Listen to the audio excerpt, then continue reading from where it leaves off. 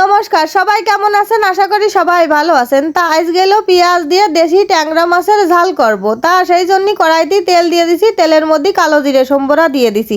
আর এদিকে ট্যাংরা মাছ কয়টাও তেলের মধ্যে দিয়ে দিছি। আর ট্যাংরা মাছে কিন্তু আমি আগেতে হলুদ লবণ মাখাই ধুয়ে দিলাম। এবার মাছ কয়টা একটু কোনো রকম নাড়িয়ে চাড়িয়ে ভাজে নেব, খুব বেশি ভাজবো না, কর করে।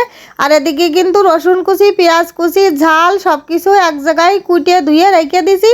এবার সেইগুলো এই তেলের মধ্যেই ঢেলে দেবো, কারণ পেঁয়াজ দিয়ে ট্যাংরা মাছের ঝাল করব, সেই জন্যই পেঁয়াজটা একটু বেশি করে দিয়া। তখন হলুদ লবণও দিয়ে দিছি, দিয়ে পেঁয়াজ রসুন কুচি দিয়ে সব কিছু দিয়ে আর একটু সময় ভাজবো তেলের পরে। খুব বেশি ভাজবো না, লাল লালও বেশি করবো না, ওই কোনো রকম তেলের পরে নাড়ে চাড়ে এবার খানিকটা জল ঢেলে দেবো। দিয়ে জল ঢেলে দেওয়ার পরে ঢাকনা দিয়ে খানিকক্ষণ রান্না করলেই হয়ে যাবে ট্যাংরা মাছের ঝাল।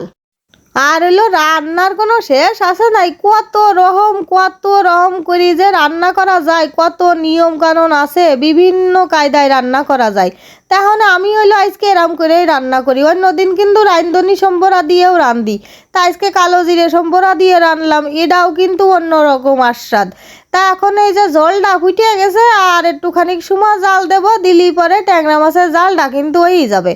আর অনেক সময় কিন্তু সর্ষে বাটা দিয়েও রান্না করা যায়। কলাম না, রান্নার যে কত নিয়ম আছে, যে যেরাম পারে সেরাম করে রান্ধতে খায়। আমি এরাম করে পারি, আমি এরাম করে রান্ধতে খাই।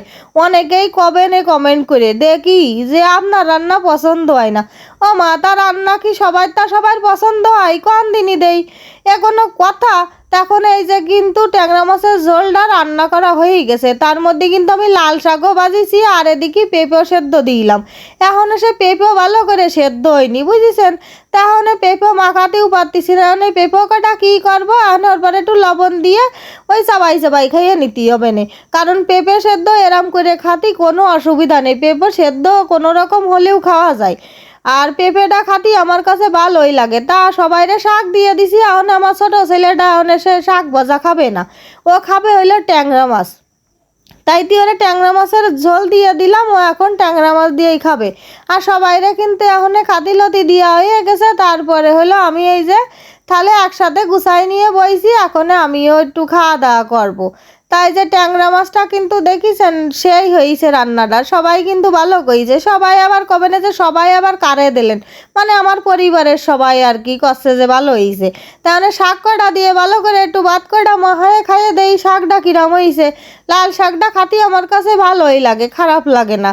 আর শাকের মধ্যে সবচাইতে ভালো লাগে আমার পুঁই শাক, বুঝেছেন? তা সব শাকই খাই, কিন্তু পুঁই শাকটা বেশি পছন্দের। ওই এক একজনের আছে না একটা খাবার পছন্দ, সেই রামের পুঁই শাকটা আমার পছন্দের। আর এই যে মাছের ঝোলটাও নিয়ে নিলাম, মাছের ঝোলটা খাতি সত্যি অনেক ভালো হয়েছে। তা এখন এরকম করে রান্না করলে আসলেই আস্বাদ লাগে।